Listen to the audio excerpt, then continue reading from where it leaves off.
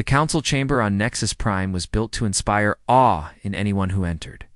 Its walls stretched upward for nearly 200 feet and curved into a dome that displayed the stars of 1,000 worlds.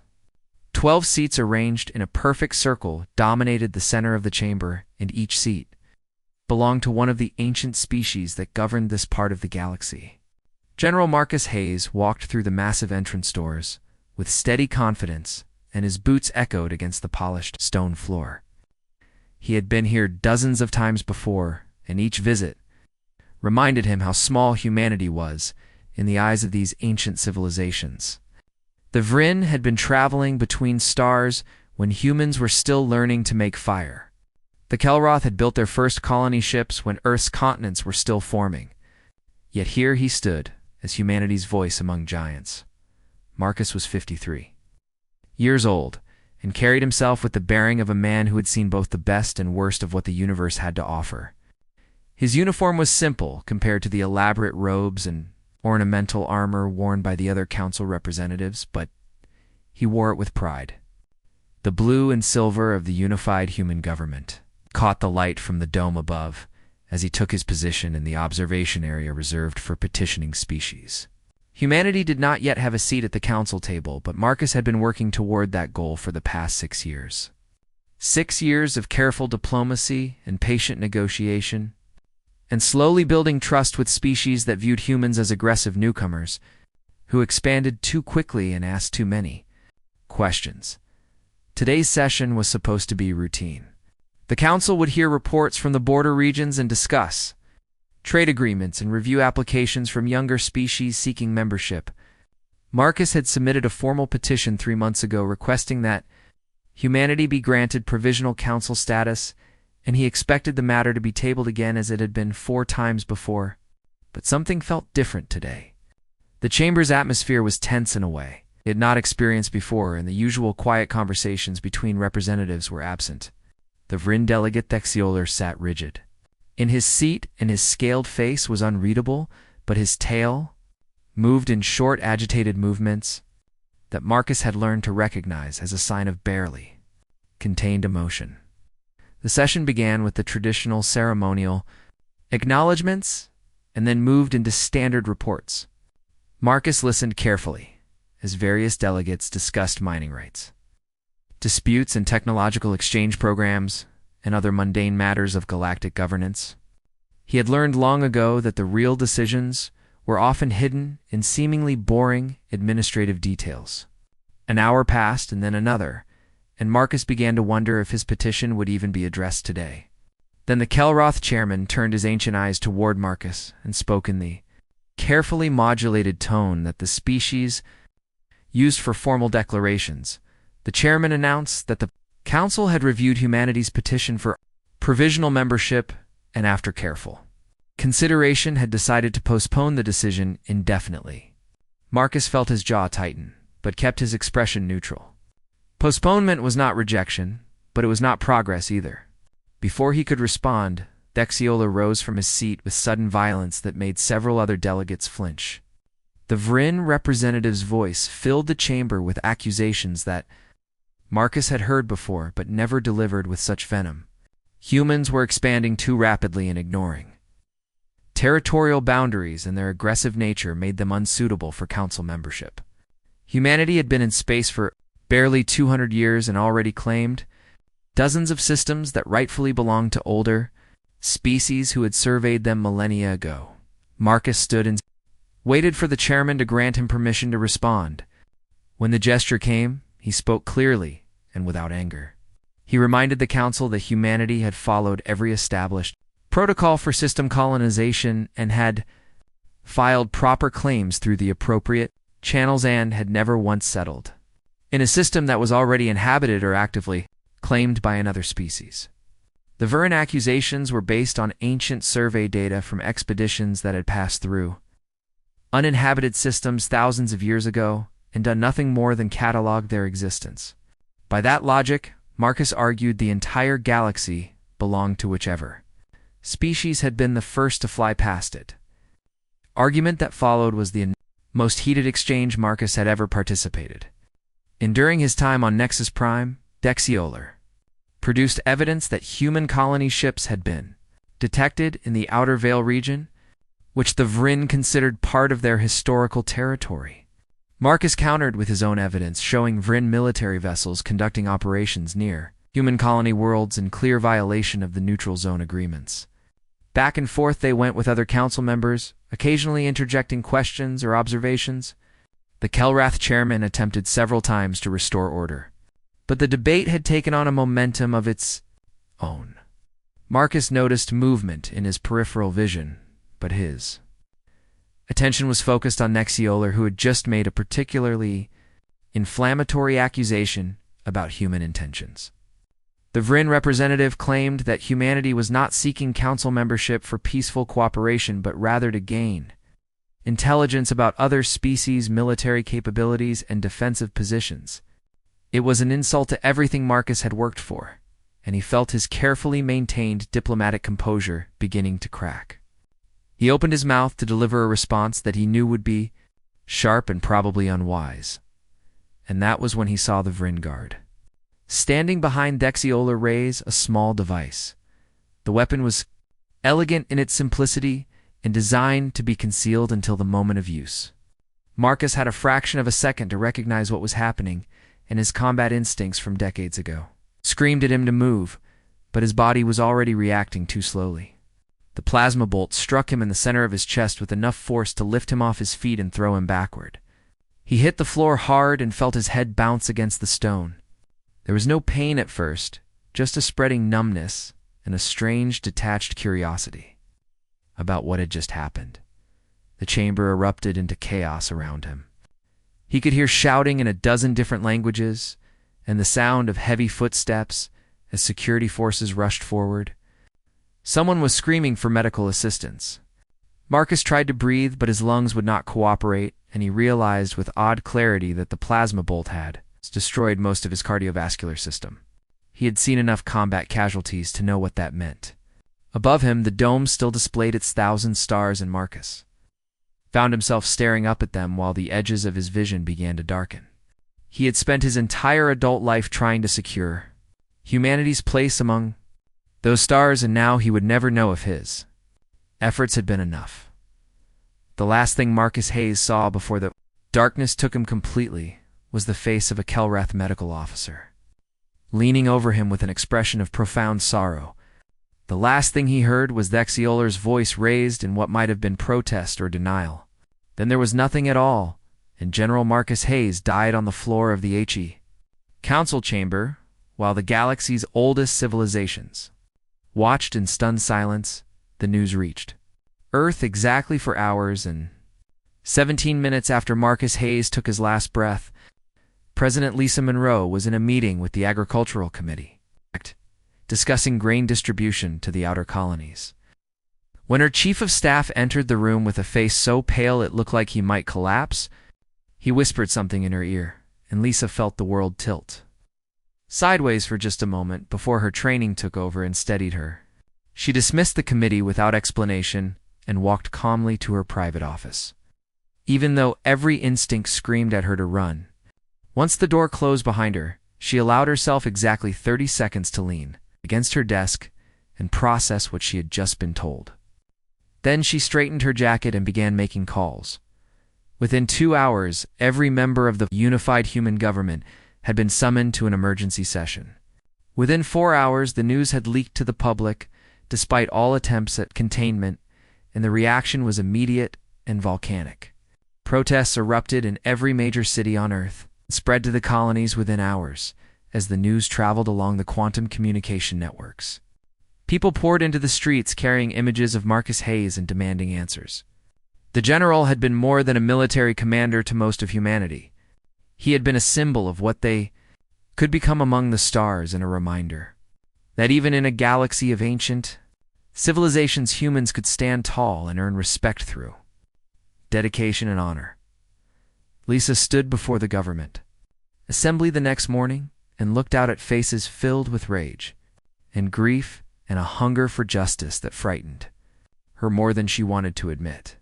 She had prepared a speech about restraint and careful consideration, but when she opened her mouth, different words came out. She told them about Marcus Hayes and how he had spent 6 years of his life working for peace and negotiating with species that viewed humanity as barely civilized. Children. She described his patience in the face of condescension and his unwavering belief that humans deserved a place at the council table, not through force, but through proving their worth. Then she told them how he died, arguing for humanity's right to exist as equals in a galaxy that had already decided humans should know their place. The chamber fell silent as Lisa activated the holographic display at the center of the room. What appeared next was classified intelligence that only a handful of people in human space had seen. Intercepted communications between 6 council species, including the Vrin, showed planning that stretched back almost 8 months. The conspiracy had not been born from a sudden moment of anger, but from careful deliberation. Among civilizations that had decided humanity's expansion needed to be stopped, the assassination was meant to send a message that would cow humans into accepting permanent second-class status. Kill their best representative and show them that even their heroes could be struck down with impunity, and surely they would understand their place. Lisa watched the faces in the chamber as they processed what they were seeing. The evidence was undeniable and damning and left no room for alternative interpretation. 6 species had conspired to murder Marcus Hayes in what they believed would be a demonstration of power. The Galactic Council's official statement calling it an unfortunate accident was revealed as the lie it had always been.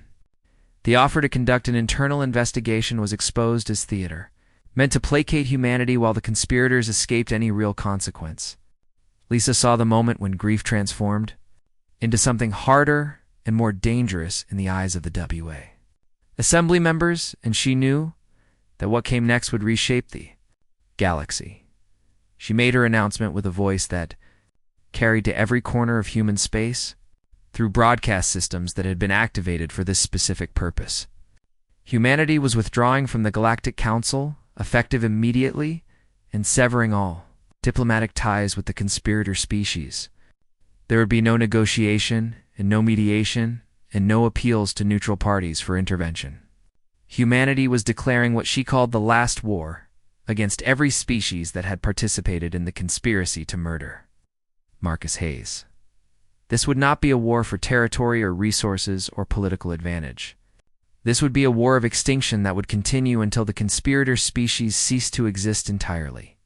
No surrender would be accepted, and no peace terms would be entertained, and no mercy would be shown. The term last war sent shockwaves through both human and alien populations who heard it.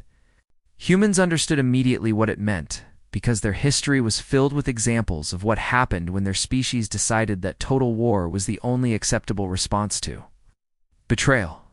The alien species who had studied human history understood it too, and those who had not studied it soon learned from those who had. Within hours, 3 non-conspirator species began evacuating their embassy staff from human space in panic. The Kelroth Confederacy issued an official statement of neutrality and offered to provide a sanctuary to any refugees fleeing the coming conflict. They had read the histories of Earth's world wars and knew what industrial-scale human warfare looked like. Commander Kyle Bishop received his orders while aboard the HSS Valiant in the Arcturus sector. He was 41 years old and had served in the Human Defense Fleet for 20 years, including action in the border conflicts that had established humanity's current territorial boundaries. He had never met Marcus Hayes personally, but had read every tactical analysis the general had ever published and considered him the finest strategic mind humanity had produced in generations. When the orders came through, appointing him supreme commander of all human military forces, Bishop sat alone in his quarters for 10 minutes and stared at the wall. Then he stood and began the process of mobilizing the largest war machine humanity had ever assembled. Every shipyard across human space shifted to wartime production within 72 hours. Construction on civilian vessels was suspended indefinitely, and the yards began churning out warships at a pace that would have been impossible under normal circumstances. Reserve forces received activation orders and responded with near-perfect compliance rates. Citizens who had never expected to serve in combat found themselves receiving basic training and assignment to support roles that would free up experienced personnel for frontline duty.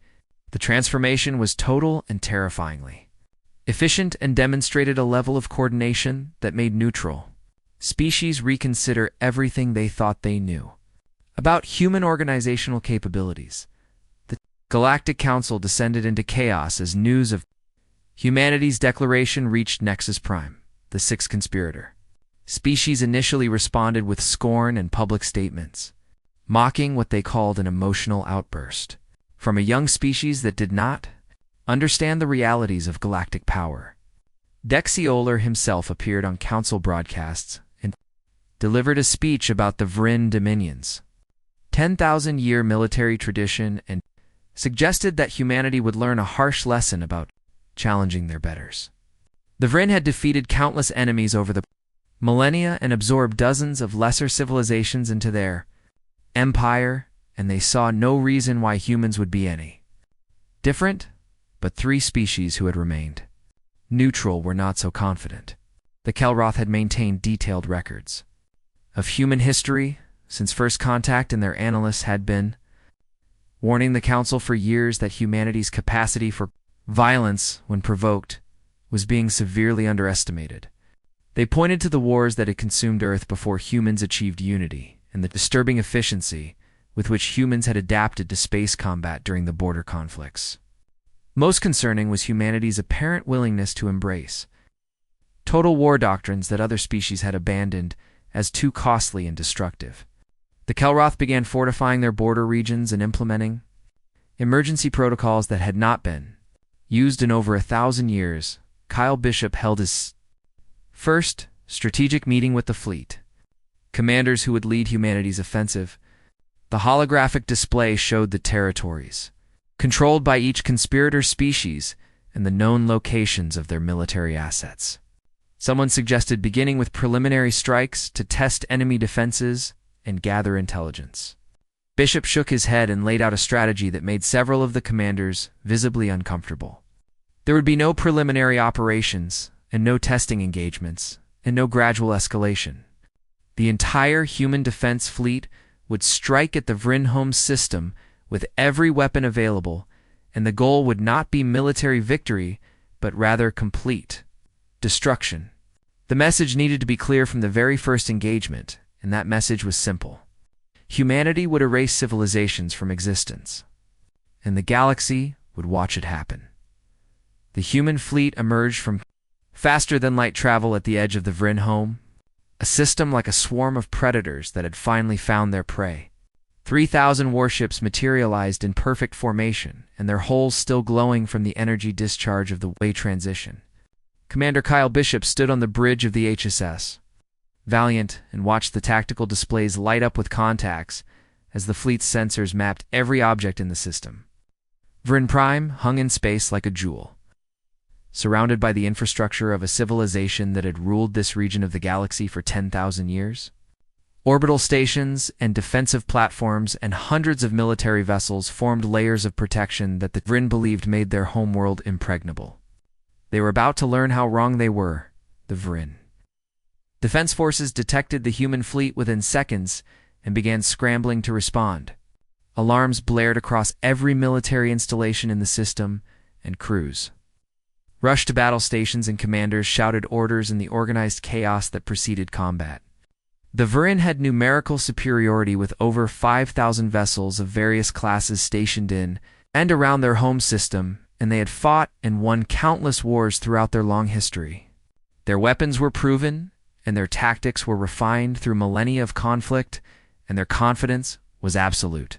They had never lost a major engagement in their own territory and saw no reason why these upstart humans would be any different from the dozens of other species they had crushed over the centuries. Kyle Bishop gave his orders in a calm voice that carried across the fleet command network. The human ships began moving forward in a coordinated assault pattern that had been practiced hundreds of times in simulation, but never tested in actual combat. The Vrin moved to intercept, and their larger vessels began charging their primary weapons, while smaller craft deployed in screening formations meant to blunt the initial attack. The two fleets closed on each other, and for a moment the system hung in that strange, suspended tension that exists just before violence erupts. Then the first human ship fired, and the Battle of Vryn Prime began in earnest. The Vryn discovered immediately that something was very wrong. The weapons that humans were using did not match any of the technology that their intelligence services had reported. Relativistic kinetic missiles accelerated to a significant fraction of light speed and proved almost impossible to intercept, because their approach time was measured in seconds rather than minutes. Quantum tunneling torpedoes bypassed energy shields entirely by exploiting principles that Vryn scientists had theorized about but never weaponized. Nanite swarms launched from human destroyers attached themselves to Vryn ships and began antling their hulls at the molecular level, and no countermeasure seemed effective at stopping the microscopic machines once they had made contact. The battle became a slaughter within the first hour. Vryn vessels that had been considered state-of-the-art technology were torn apart by weapons they could not effectively defend against. Their shields that had withstood conventional fire from dozens of species proved useless against munitions that simply ignored them. Their armor plating that could absorb tremendous punishment dissolved under the assault of the nanite swarms. The Vryn commanders tried to adapt and reorganize their formations and implement new tactics, but the humans seemed to anticipate every move. It was as if the entire battle had been choreographed in advance, and the Vryn were simply following a script that led to their destruction. Admiral Helen Carter commanded the second wave of the human assault from the HSS Redemption and watched the battle unfold with grim satisfaction. She had lost her son in the border conflicts 5 years ago and had volunteered for this campaign the moment it was announced. The Vryn had murdered Marcus Hayes in cold blood as part of a calculated plan to intimidate humanity, and now they were paying the price. She ordered her battle group to focus on the orbital defense platforms that ringed Vryn Prime, and her ships moved into position with mechanical precision. The platforms were massive, constructs that had been built over centuries and housed enough firepower to devastate entire fleets, but they had been designed to fight enemies who followed conventional warfare doctrines. They were not prepared for an enemy that was willing to use any weapon necessary to achieve total victory. 18 hours after the battle began, the Vryn home fleet ceased to exist as an organized fighting force. Debris filled the space around Vryn Prime in clouds that would take decades to clear, and emergency beacons from damaged ships created a cacophony of distress signals that went unanswered. The Vryn had lost over 4,000 vessels, and the survivors were fleeing toward the terror system in desperate attempts to escape. The human fleet had lost 47 ships and sustained damage to perhaps 300 more, but the victory was absolute and undeniable. Kyle Bishop stood on his bridge and looked at the tactical display showing the results of the engagement. Felt nothing but cold determination. This was only the beginning. The human fleet did not pursue the fleeing Vryn ships, but instead turned their attention to the infrastructure around Vryn Prime. Every orbital station became a target, and human weapons reduced them to expanding clouds of vapor and twisted metal. Satellite networks that had provided communication and navigation for the entire system were methodically destroyed. Manufacturing facilities and shipyards and research stations all met the same fate. The Vryn had built their civilization's heart in this system over thousands of years, and the humans were erasing it in a matter of hours. Civilians on Vryn Prime watched from the surface as their orbital infrastructure burned above them and realized with growing horror that this was not a military operation designed to force surrender, but rather something far more terrible than. Kyle Bishop gave the order that would define the last war and demonstrate to the entire galaxy what humanity was capable of when pushed beyond all limits. The stellar igniters were brought forward from their positions at the rear of the fleet and deployed around Vryn Prime's star. These devices had been theoretical weapons that existed only in classified research files and had never been tested at full scale, because the ethical implications were too severe. They worked by injecting specific isotopes into a star's fusion process, and destabilizing. The delicate balance that kept the star stable.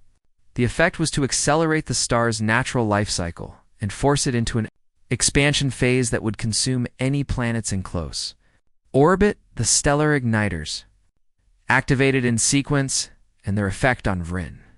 Prime's sun was not immediately visible, but sensors detected the changes occurring deep within the star's core. Kyle Bishop opened a communication channel that broadcast across every frequency the Vryn used, and his message was simple and direct. The Vryn had 72 hours to evacuate their homeworld before their sun expanded and incinerated the planet. Any ships that remained in the system after that deadline would be destroyed, but evacuation vessels would be allowed to leave unmolested.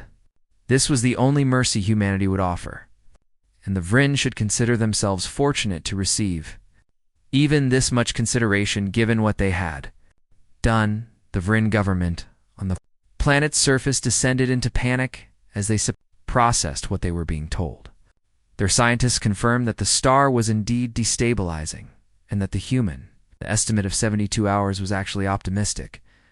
They had perhaps 60 hours before the surface temperature began rising to unsurvivable levels, and perhaps 70 before the actual expansion consumed the planet entirely. Evacuation protocols that had been designed for theoretical disasters were activated, and billions of Vryn began the desperate process of fleeing their homeworld.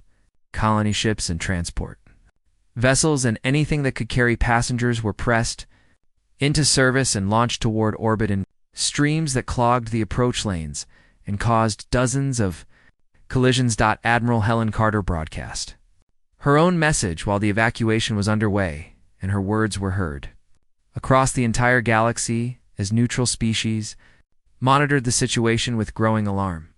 She explained that the Vryn had killed one of humanity's best in an act of political murder, designed to frighten humans into accepting subjugation.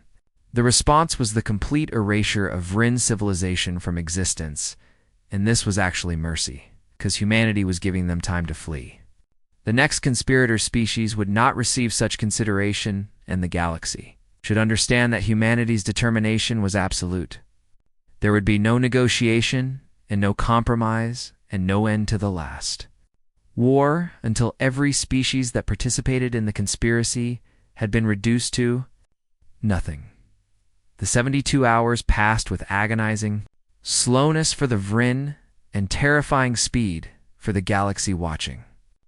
Evacuation ships continued launching from Vryn Prime even as the surface temperature began to rise and oceans started to boil. The last ships left the surface with only hours to spare and carried refugees who had been forced to leave behind everything they owned and everything their civilization had built. The human fleet maintained its position, and true to Kyle Bishop's word, did not fire on any evacuation vessels. They simply watched and waited as the countdown to destruction continued. When the moment finally arrived, Vryn Prime's star expanded in a cascade of nuclear fury that was visible across dozens of light years. The planet that had been the seat of a 10,000-year-old empire was consumed in seconds and reduced to constituent atoms that were absorbed into the expanding stellar matter. The Vryn homeworld ceased to exist, and with it went 10 millennia of history and culture and achievement. Refugees in their fleeing ships watched their world die and knew that they were now a people without a home and without a future. Beyond whatever scraps of existence they could build in exile, the human fleet remained in the system for another 6 hours to ensure complete destruction of any remaining infrastructure and then departed for their next target. The galaxy watched the destruction of Vryn Prime and understood that something fundamental had changed. Humanity had demonstrated weapons that could destroy entire star systems, and more importantly, had shown the will to actually use them. Species that had dismissed humans as aggressive, but ultimately manageable, now reassessed every assumption they had made. The last war was not going to be a conventional conflict where territory changed hands and peace treaties eventually restored order. This was going to be a campaign of annihilation and humanity. Had proven they meant every word of their declaration. The Galactic Council chamber on Nexus. Prime had never seen such chaos in its 3,000-year history. Representatives from species that had maintained dignified Composure through countless crises now shouted over each other in a cacophony of panic and recrimination. 3 of the 6 conspirator species had sent urgent messages, too. President Lisa Monroe within hours of Rin Prime's destruction, and each message contained the same desperate plea for terms of surrender. The human response was broadcast publicly so that every species in the galaxy could hear it. And the words were exactly what Lisa Monroe had promised. No surrender would be accepted, and no peace would be negotiated, and the conspirator species had created this situation through their own actions, and now they would face the consequences. The Thrawn Collective was the first to truly understand what humanity meant by total war. Captain Daniel Price led the Second Fleet into Threen territory with orders that left no room for interpretation. Every military installation was to be destroyed, and every shipyard was to be reduced to debris, and every defensive position was to be eliminated. The Threen had been confident in their numerical advantage and their defensive networks that spanned 17 star systems, but confidence meant nothing against an enemy that fought without restraint. Price's fleet moved through Threen space. It's like a surgical instrument designed for one purpose, and that purpose was destruction. Within 3 weeks, the Threen military had been effectively eliminated as a fighting force, and their government had fractured into competing factions that blamed each other for the disaster. Commander Lisa Grant commanded the Third Fleet, and her target was the Hexith Republic, whose representatives had been among the most vocal supporters of the conspiracy. The Hexith had built their civilization on the principle of calculated risk and careful political maneuvering, and they had believed that eliminating Marcus Hayes would force humanity to accept a subordinate role in galactic affairs. They had miscalculated badly, and now faced an enemy that seemed immune to the usual tools of diplomacy and intimidation. Grant's fleet appeared at the edge of Hexith territory and began the systematic campaign of devastation that followed the same pattern established at Vrin Prime. Military targets were annihilated without warning, and infrastructure was destroyed with methodical efficiency, and any attempt at resistance was met with overwhelming force. The non-conspirator species watched the human offensive with growing alarm and desperately tried to find some way to stop the carnage. The Kelroth Confederacy was the most persistent in seeking a diplomatic solution, and they sent their most skilled negotiator to meet with President Monroe. Ambassador Velix had successfully mediated conflicts between dozens of species over his long career, and had a reputation for finding common ground even in the most hostile situations. He arrived on Earth with hopes that he could appeal to humanity's better nature and convince them that continued destruction served no one's interests. The meeting took place in Monroe's office with only a handful of human officials present. It lasted less than 30 minutes. Velix made his case with all the eloquence he could muster. He acknowledged that the conspiracy to kill Marcus Hayes had been a terrible crime, and that the perpetrators deserved punishment. He offered reparations on behalf of the neutral species and suggested that the conspirators could be tried before an independent tribunal, and promised that the Galactic Council would be reformed to prevent such abuses of power in the future. He spoke of the ancient Kelroth principle that violence should always be proportional to the offense, and argued that the destruction humanity was inflicting far exceeded what justice required. He begged Monroe to consider the billions of innocent civilians whose lives were being destroyed by a war they had not wanted and had not supported. Lisa Monroe listened without interruption until Velix had finished speaking. Then she stood and walked to the window that looked out over the city and spoke in a voice that was calm but carried an edge of something that made Velix understand why the conspirator species were being hunted to extinction. She told him that the Galactic Council had murdered Marcus Hayes because they feared what humanity would become if allowed to grow stronger. The conspirators had believed they could frighten humans into accepting permanent inferiority through a demonstration of power and cruelty. Instead, they had awakened something in humanity that even humans themselves had hoped to leave behind in their violent past. Monroe turned to face Velix directly and told him that humanity did not want the territory of the conspirator species, and did not want reparations, and did not want political concessions. Humanity wanted the species that killed their general to cease existing, and that was not negotiable. Vilix returned to Kelroth's space and reported that humanity could not be reasoned with through conventional diplomatic means. The Kelroth Council convened an emergency session and debated whether they should intervene militarily to stop the human advance. The debate lasted for 2 days and ultimately concluded that intervention would likely result in the Kelroth themselves becoming targets of human aggression. The decision was made to fortify Kelroth borders and prepare for the possibility that humanity's campaign of destruction might not stop with the conspirator species. Other neutral species reached similar conclusions and began their own military preparations while publicly maintaining strict neutrality. The human fleet commanders continued their operations with a coordination that suggested months of planning rather than the weeks that had actually passed since the war began.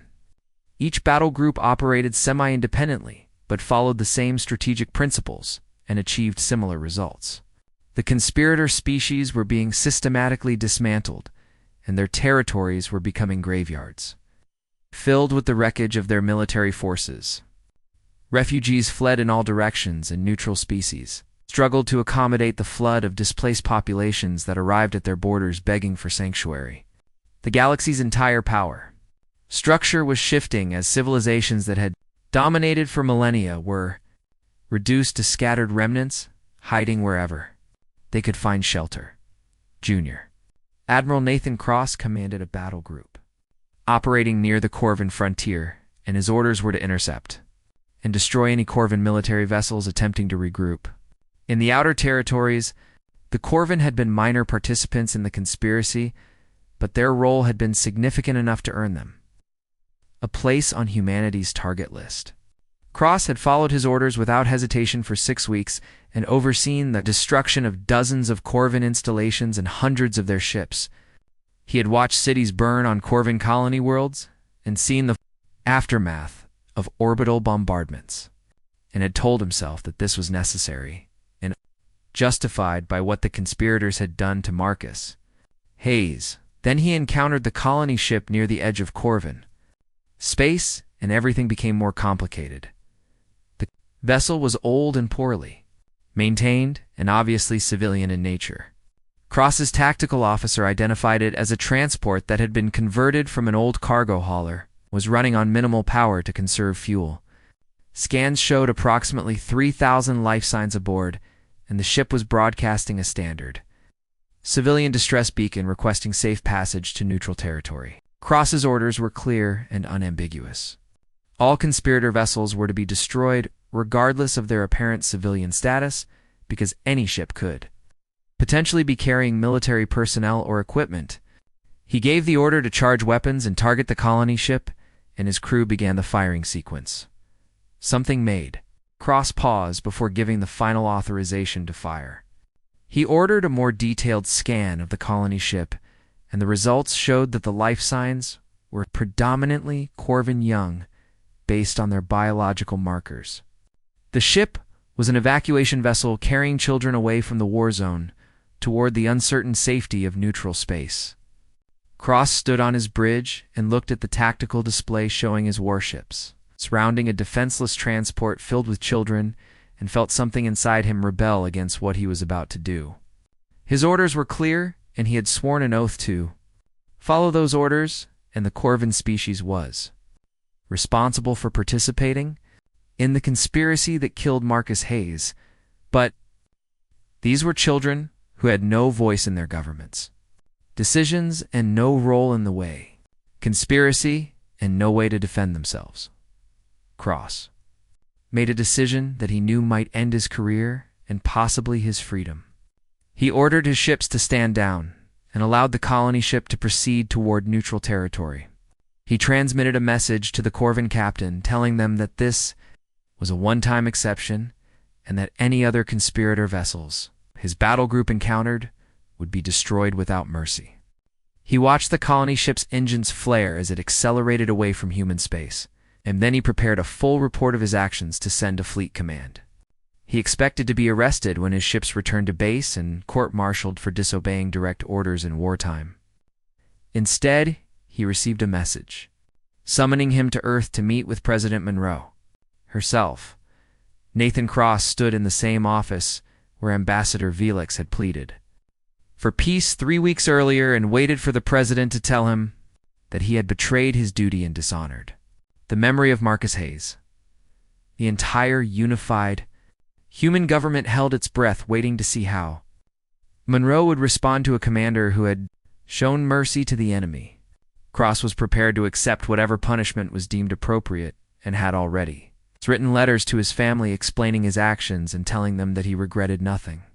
Monroe studied him in silence for a long moment and then did something that surprised everyone, including Cross himself. She promoted him to full admiral and gave him command of an entire fleet group. The president explained her reasoning in a message that was broadcast to all human military forces. Nathan Cross had demonstrated that humanity could wage total war when necessary, but also possessed the wisdom to recognize when mercy was appropriate. The last war was about punishing the conspirator species who had murdered Marcus Hayes, and not about becoming the kind of monsters who killed children to prove a point. The rules of engagement were being revised to allow civilian populations the opportunity to evacuate before strikes commenced. Military targets would still be annihilated without mercy, and no surrender would be accepted from the conspirator governments, and the war would continue until its objectives were achieved. But humanity would not deliberately target civilians who had no ability to affect their governments, decisions, or their species' actions. The revision of the rules of engagement created a thin line that human forces would have to walk carefully. They were still conducting a war of annihilation against 6 species, but they were attempting to do so in a way that preserved some measure of humanity's moral principles. It was a contradiction that made some commanders uncomfortable and prompted debates about whether such restraint was appropriate, given what the conspirators had done. But it also demonstrated that humanity was capable of maintaining its values even when engaged in the most brutal conflict the galaxy had ever witnessed. The last war would continue, and the conspirator species would be destroyed, but humanity would not sacrifice its soul in the process of achieving victory. 6 months into the last war, the galaxy had been transformed in ways that no one could have predicted when Marcus Hayes died on the floor of the council chamber. 4 of the 6 conspirator species had been reduced to scattered refugee populations, hiding in neutral territories and begging for protection from civilizations they had once considered inferior. The Vin Dominion existed only as nomadic fleets that moved constantly to avoid human hunters and carried with them the last remnants of a culture that had spanned 10,000 years. The Thring Collective had fractured into dozens of competing factions that blamed each other for the disaster and fought among themselves even as human forces continued to eliminate their remaining strongholds. The Hexath Republic had surrendered 3 times, and each time humanity had broadcast the same response. No surrender would be accepted, and no mercy would be granted, and the war would continue until the conspirators ceased to exist. Commander Kyle Bishop stood on the bridge of the HSS Valiant and studied the tactical display showing the Azurian Imperium's last major stronghold. The fortress world of Kelvarex hung in space, surrounded by defensive systems that represented the accumulated military technology of 6 different species. The Azurians had been the architects of the original conspiracy, and their intelligence operatives had coordinated the assassination that killed Marcus Hayes. They had believed themselves untouchable because their territory was located in a strategically defensible region of space that made invasion costly and difficult. Now they were learning that cost and difficulty meant nothing to an enemy that was willing to pay any price to achieve total victory. The human fleet had fought its way through the outer defenses over the past 2 months and left behind a trail of wreckage that would take centuries to clear. Now, they were preparing for the final assault on Kelvarix itself, and everyone knew this would be the bloodiest battle of the entire war. The Azurians had fortified with everything they had left. Planetary shields powered by the world's entire energy grid created a barrier that could withstand sustained bombardment from orbital weapons, Surface 2 space cannons capable of destroying capital ships in single hits were positioned in hardened bunkers across every continent. Underground facilities housed millions of soldiers and enough supplies to sustain a siege for years. The Azurians had decided that if they were going to die, they would make humanity pay. Such a terrible price that even victory would feel like defeat. Bishop understood their strategy and respected the determination it required, even as he prepared to overcome it through sheer overwhelming force.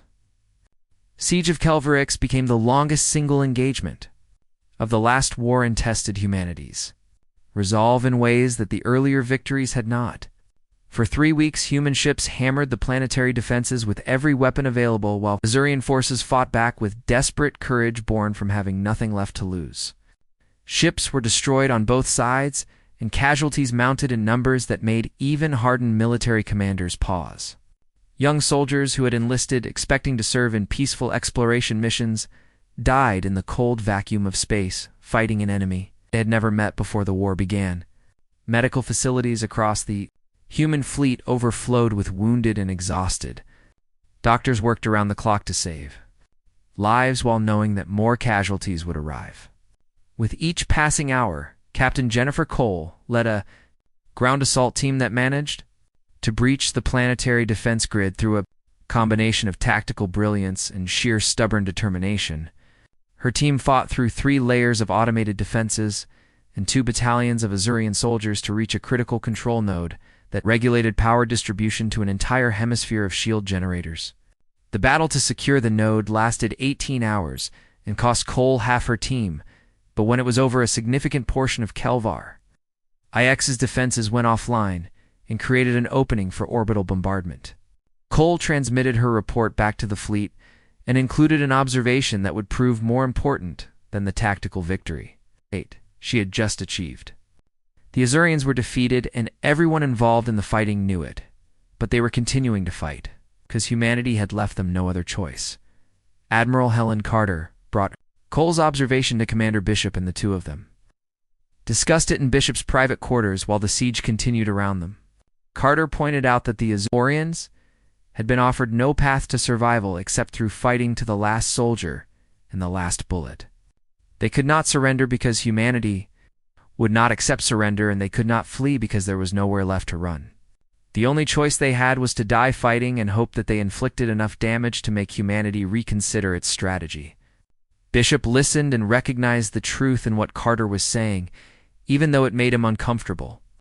The last war had been justified as punishment for the conspiracy that killed Marcus Hayes, but at some point, punishment had transformed into something that looked uncomfortably like the kind of total warfare that humanity had supposedly left behind. In its violent past, Bishop sent an encrypted message to President Lisa Monroe on Earth and included full tactical reports along with his own assessment of the situation. He explained that the Azorians could be defeated through continued bombardment and ground assault, but the cost would be measured in tens of thousands of human lives. He also explained that the Azurians were fighting with the courage of those who had nothing left to lose, and that their resistance was not cowardice or fanaticism, but rather the natural response of beings backed into a corner with no way out. Bishop recommended that humanity consider offering terms that would allow the Azurians to surrender with some guarantee of survival, even if that survival came with severe restrictions. He knew that his recommendation contradicted the stated objectives of the last war, but he also knew that Marcus Hayes had been a man who valued honor and justice alongside strength and victory. Monroe received Bishop's message and spent 2 days reviewing casualty reports and intelligence assessments in classified files that contained Marcus Hayes's personal writings. From his years as humanity's representative to the Galactic Council, she read journal entries where Hayes had expressed his hopes for humanity's future among the stars and his belief that humans could be better than the violent species. Their history suggested he had written about the importance of knowing when to fight and when to show mercy, and about the danger of becoming so focused on defeating enemies that you lost sight of what you were actually fighting for. Monroe realized that somewhere in the course of prosecuting the last war, Humanity had drifted away from the principles that Marcus Hayes had represented, and that continuing on the current path would dishonor his memory more than any alien conspiracy could. The president made a surprise address to humanity that was broadcast across every communication network in human space. She spoke about Marcus Hayes and his dedication to building a better future and his unwavering belief that humanity deserved respect not through fear, but through demonstrating qualities worthy of respect. She revealed portions of his personal journals that showed a man who understood the necessity of strength but also valued compassion and wisdom. Monroe explained that the last war had been necessary to punish those who conspired to murder humanity's representative, and to demonstrate that humans would not accept being treated as lesser beings. The war had achieved those objectives, and the galaxy would never again dismiss humanity as weak or easily intimidated, but continuing to fight until the complete extinction of the conspirator species would not honor Marcus Hayes's memory, but rather betray everything he had worked to achieve. Monroe announced new terms that would be offered to the Azurians and any other surviving conspirator species. They would surrender their governments and military leadership for trial before a tribunal that would include representatives from neutral species as well as humans. They would accept permanent demilitarization and allow human oversight of their remaining territories. They would acknowledge full responsibility for the conspiracy and make formal reparations to be determined by the tribunal. In exchange, civilian populations would be spared, and the species would be allowed to continue existing under restrictions designed to ensure they could never again threaten humanity or conspire against other species. Any group that rejected these terms would face continued military action until they were eliminated. But the option for survival was now available for those willing to accept it. The reaction within human space was divided. Some celebrated the decision as proof that humanity could show mercy even after being pushed to the brink of becoming monsters. Others argued that offering any terms at all betrayed the memories of those who had died in the war and would be seen as weakness by potential future enemies. The debate raged across news networks and government assemblies and military command channels, but Monroe's decision stood. The Azurians were given 48 hours to respond, and the human fleet maintained its siege of Kelvar Ix. While waiting for their answer, the Azurian government debated behind closed doors for 36 hours before reaching their decision. They understood that accepting humanity's terms meant the end of their independence and the reduction of their civilization to a subject state under human authority. But they also understood that rejection meant total extinction and the complete erasure of everything their species had built over millennia. The choice was between survival with dignity intact, but freedom lost, or death with honor, but existence ended. They chose survival and transmitted their formal acceptance of all terms without reservation or condition. The last war ended not with the annihilation that everyone had expected, but with humanity demonstrating that it possessed both the power to destroy civilizations and the wisdom to show mercy when mercy served a greater purpose. The remaining conspirator species followed the Azurian example and accepted human terms within days of each other. Tribunals were convened to try the political and military leaders who had participated in the conspiracy, and the trials were conducted with a fairness that surprised many neutral observers who had expected human vengeance rather than human justice. Some leaders were executed and others were imprisoned, and all were held accountable for their actions, but the proceedings followed established legal principles rather than mob rule or summary judgment. The Galactic Council was reformed, with humanity holding a permanent seat and veto power over any decisions that affected human interests. The conspirator species existed as protectorates under human oversight, and their territories were governed by administrators who answered to Earth. The balance of power in the galaxy had shifted permanently and irreversibly, and every species understood that humanity was now the dominant force in this region of space. But humans had also demonstrated that they could exercise power responsibly and show restraint, even when possessing overwhelming military superiority. The lesson was not lost on species that had spent millennia believing themselves the natural Rulers of the Galaxy, 5 years after the last. War-ended Earth unveiled a memorial to Marcus Hayes on the grounds where the unified government held its sessions. The monument was a simple statue showing Hayes in his uniform, with one hand raised as if making a point during a diplomatic debate.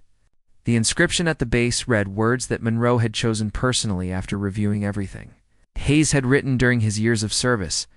It said that he gave his life for peace, and that humanity honored his memory by knowing when to stop making war. Commander Bishop attended the dedication ceremony and stood quietly at the back of the crowd while speakers talked about sacrifice and justice and the price of maintaining human dignity among the stars. Bishop visited the memorial every year on the anniversary of the day Marcus Hayes died, and each time he spent a few minutes standing before the statue and thinking about the war that had reshaped the galaxy. He knew that humanity would never forget what had happened when the Galactic Council conspired to murder their representative. The last war had proven that humans could be the most dangerous species in known space when pushed beyond acceptable limits. But it had also proven that humans could choose mercy over vengeance when mercy served a greater good. The galaxy had learned both lessons and would carry the memory of them forward for generations to come.